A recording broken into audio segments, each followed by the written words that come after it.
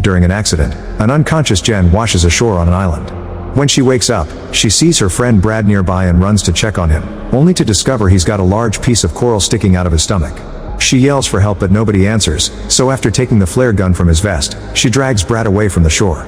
She removes the coral to then cover the wound with some fabric, yet Brad's only response is asking, "Did you see it?" Jen thinks he needs some water, so she runs into the jungle to find a coconut and breaks it with a rock. Unfortunately, by the time she returns, Brad is already dead.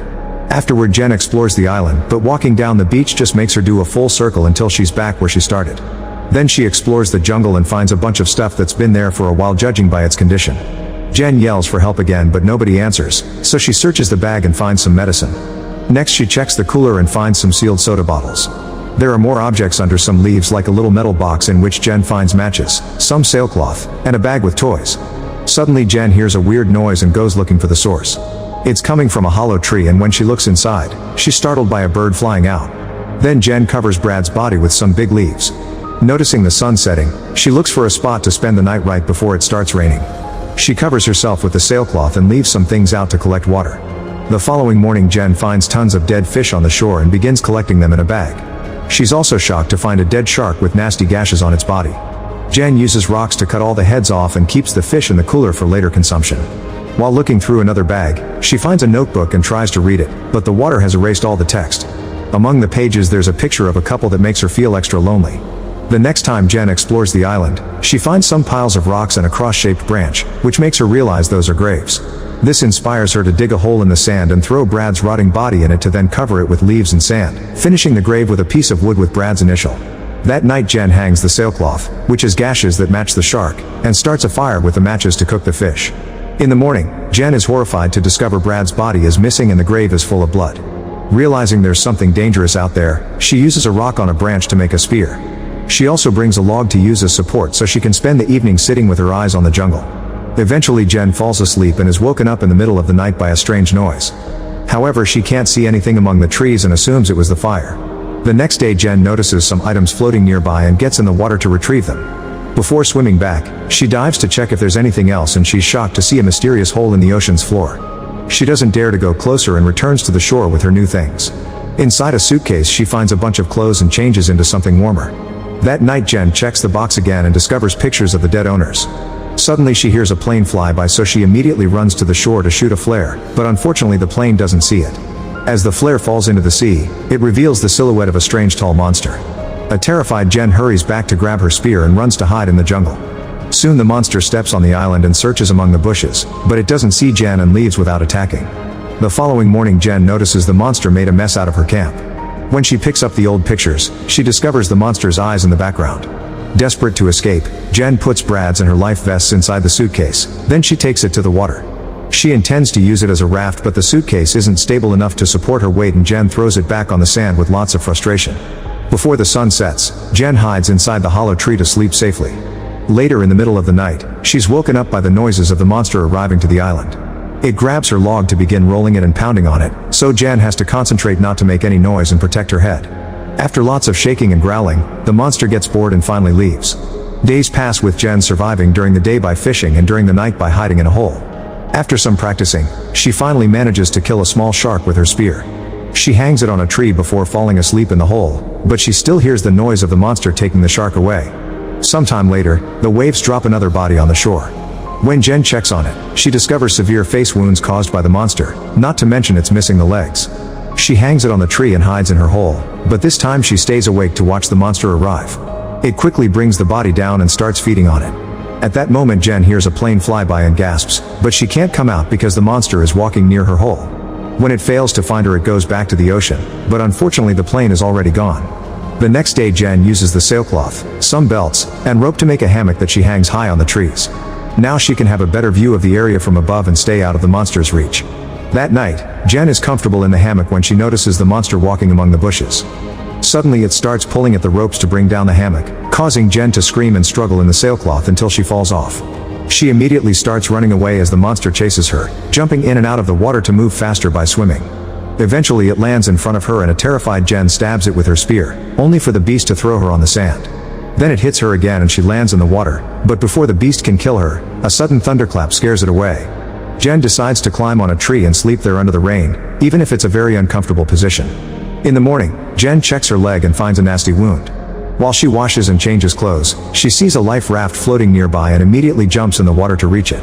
There are two people inside, her boyfriend Lucas and Brad's girlfriend Mia. Jen helps them reach the shore and the couple reunites with a tight hug. Then Jen shares her fish and the sodas while trying to tell her friends about the monster, insisting they should use the raft to leave. She even shows them the picture and tells them about Brad's death. However, Lucas and Mia don't believe her. They think she's been seeing things and they refuse to get back on the raft because the isolation almost drove them mad. Afterward, Jen announces she'll get more food and borrows Lucas' Swiss knife. When she opens it to clean the fish, she notices blood on the blade and gets suspicious. She tries to convince her friends to leave again and an argument ensues that ends with Lucas yelling at her. Later, while Lucas and Mia are distracted, Jen gathers her things and puts them in the raft before pushing it to the ocean to escape. However, her friends see her and run to stop her. Lucas grabs Jen and in the struggle, she kicks Mia in the face. Furious, Mia retaliates by knocking Jen out with an oar. It's nighttime by the time she wakes up and she's horrified to discover her friends have tied her to a tree. They refuse to untie her when she asks, and Mia leaves to give the couple some privacy. Lucas begins complaining about Jen's attitude, mentioning how he had been having fun in the boat with his friends yet she wasn't happy and even threatened to break up with him. Jen thinks this isn't the right moment to discuss their relationship, but Lucas keeps going, yelling about how Jen has no home, no money, and no life without him. He thinks she had no right to try to abandon him on the island after everything he did for her. As Jen insists on leaving and talking later, Lucas points out she's sounding too much like his friend Zach, but he doesn't say what happened to him. Meanwhile, Mia is walking on the shore and notices some fish pieces in the water. Suddenly Lucas and Jen hear Mia scream, so Lucas grabs a torch and runs to help her. He finds the monster killing Mia and hits it with the torch, only for the beast to push him away. Then it jumps into the sea and takes Mia with it. By the time Jen finally cuts the ropes off, it's too late, there's only blood left in the water. The next morning Lucas finally agrees to leave in the raft with Jen. They work together to get a bunch of fish and cook them all with a fire made from the last match. This way they can bring provisions to the trip. Afterward they put all their things in the raft and take off at last. Inside the raft, Jen is surprised to see multiple bloodstains. As Lucas starts to row, he suddenly sees the creature swimming under them. Its claws reach out to attack Lucas, who immediately hides inside the raft and Jen closes it up. However, the monster doesn't give up and starts scratching the bottom of the raft. After a few hits that make the whole structure shake, the monster punches a hole and pokes its head in. Jen immediately kicks it and Lucas starts shooting the flare gun. The first time he misses, but the second flare lands in the beast's mouth. The duo then uses the chance to push it back into the water with the spear. For a second they think they're safe, however the creature reaches through the raft base again and drags Jen underwater, intending to take her to his hole. While she struggles against its hold, Jen remembers Lucas' dagger and uses it to stab the beast, who lets go of her and swims away. At that moment it sees Lucas jumping in the water to rescue Jen and quickly swims towards him, grabbing him at the last second to then drag him into the hole. After yelling in grief, Jen swims back to the shore and notices the fire they supposedly put off still has a little spark left. Jen runs to work on rekindling it until proper flames appear again. Afterward she grabs the notebook and writes a letter explaining what's happening in case she dies and someone finds her. Jen has a plan in mind which includes making a bunch of spears, gathering wood and leaves, and digging holes in the sand. This causes her to find a skeleton, so she decides to use the bones for her plan as well. When night falls the monster comes out of the water and starts wandering through the jungle, following the smell of fish. Once the beast reaches the bait, Jen lights a bunch of pyres on fire to trap the monster in the middle. Then she surprises the creature with her spear, stabbing it once before running to hide behind a tree. The monster goes looking for her and Jen waits to have its back on her so she can stab it with a bone, only to quickly be knocked down. She doesn't give up and immediately stabs the monster again, so this time it hits her hard enough to send her flying. Noticing that the beast is bleeding and in pain, Jen decides to keep on fighting. She stabs it over and over again with any piece of bone she can find, sometimes getting hit in the process. The creature pushes Jen down on the sand and she stabs its arm to free herself. Then it grabs her legs and pulls her closer to pick her up by her face, ready to finish her. Jen takes out one last piece of bone and repeatedly stabs the wound she left earlier to force the monster to drop her. It hits her with its claws one more time, however the pain is too much and it can barely move anymore. Jen uses the chance to run back to the beach and grab more spears. Soon the monster catches up to her, but after roaring very loudly it collapses on the sand. Since it's still breathing, Jen stabs it with the spear until it's finally dead for good.